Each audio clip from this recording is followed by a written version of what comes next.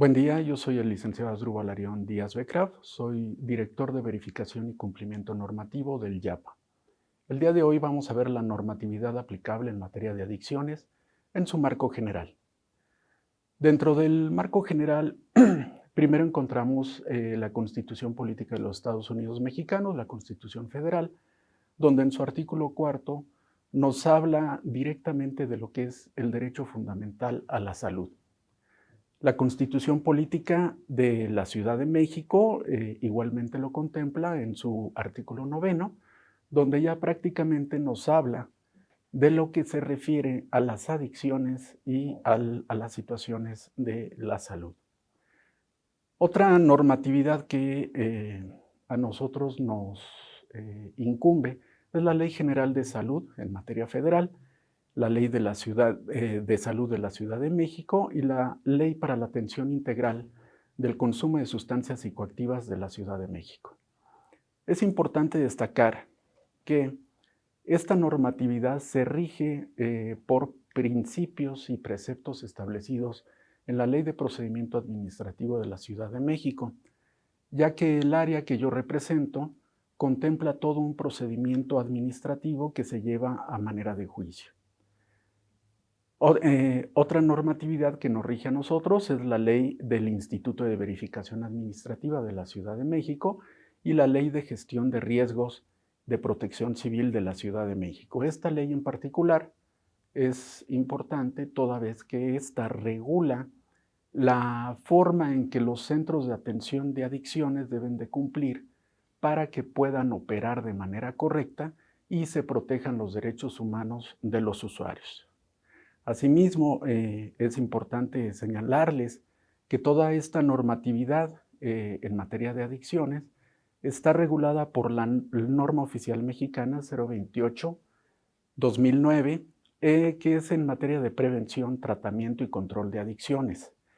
Esta NOM en particular, por decreto del 1 de junio de 2023, fue cancelada en lo particular, toda vez que esta norma oficial mexicana posteriormente, esperemos, sea reincorporada en otra NOM o en otra normatividad para que se contemplen todos sus aspectos. Así tenemos que la Ley de Salud de la Ciudad de México contempla varios aspectos y dentro de esos aspectos, en sus artículos transitorios, va a haber una modificación a la ley. Y esta modificación a la ley es suprimen o abrogan la Ley para la Atención Integral del Consumo de Sustancias Psicoactivas de la Ciudad de México, que es la ley principal con la que actualmente el YAPA, el Instituto para la Atención y Prevención de las Adicciones, pueda prestar sus servicios. Sin embargo, esta ley cobra vigencia o tiene vigencia actualmente en virtud de que el quinto transitorio de la Ley de Salud de la Ciudad de México faculta esta situación para que hasta en tanto se promulguen las leyes reglamentarias, esta ley siga vigente.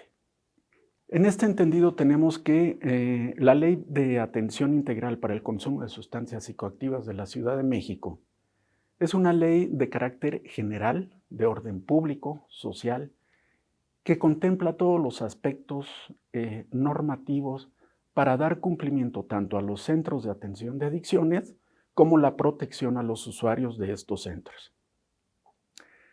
Esta ley implementa mecanismos de verificación, supervisión, monitoreo para que todos los centros de atención de adicciones cumplan con la normatividad debidamente adecuada y puedan operar sin que exista una violación a derechos humanos. La Ley para la Atención Integral del Consumo de Sustancias Psicoactivas contempla una colaboración con la Comisión Nacional contra las Adicciones, CONADIC, pero que por decreto del 29 de mayo de 2023 se suprimió esta comisión para conformar ahora lo que se llama CONASAMA. Posteriormente podemos ver que dentro de la ley del consumo de sustancias psicoactivas, que la regula, se encuentra la forma de ingresos o contempla los tipos de ingresos que se pueden tener a los centros de adicciones. Estos ingresos pueden ser voluntarios, involuntarios u obligatorios o por cumplimiento de un mandato judicial. En este sentido, tenemos que un ingreso voluntario es el mejor ingreso que se puede tener, toda vez que ese ingreso es consensuado y al ser consensuado, la persona usuaria tiene la opción de estar consciente del daño que se está haciendo a sí mismo y el daño que puede o está ocasionando hacia otras personas.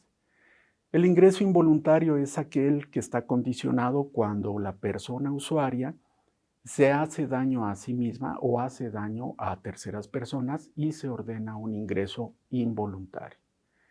Y el ingreso obligatorio es aquel donde una autoridad, teniendo ya una certificación médica, ordena el ingreso a un centro de atención de adicciones.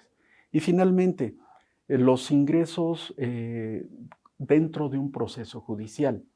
Estos ya son ingresos obligados donde una autoridad judicial determina de acuerdo con los exámenes que se hayan hecho o que obren en la carpeta de investigación o en el expediente penal a que cumpla con un periodo de incorporación a un centro de atención de adicciones dentro del propio penal. En nuestra ciudad tenemos 4 centros que se encuentran dentro de los propios centros de reclusión y ellos, la única condicionante es que no pueden exceder. El tiempo de tratamiento no puede exceder el tiempo en el que se encuentran privados de su libertad. Esto ha sido tratado por la Suprema Corte de Justicia, donde ha señalado que estos tratamientos se llaman de deshabituación o desintoxicación. No pueden ser superiores a la pena privativa de libertad que se les haya impuesto. En términos de lo que mandata la ley de la materia, los tratamientos que prevé la ley son de 2 tipos: tratamientos alternativos, que no son residenciales, y tratamientos que sí son residenciales.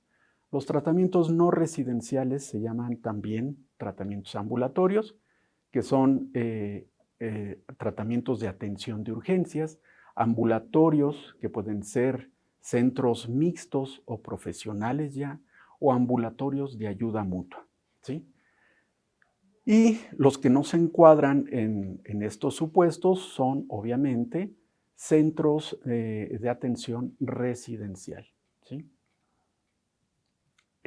Posteriormente vamos a extendernos un poco más en la próxima cápsula para que tengamos una visión más general de los derechos y obligaciones que tenemos y tienen que cumplir tanto los centros como los usuarios de los centros. Gracias.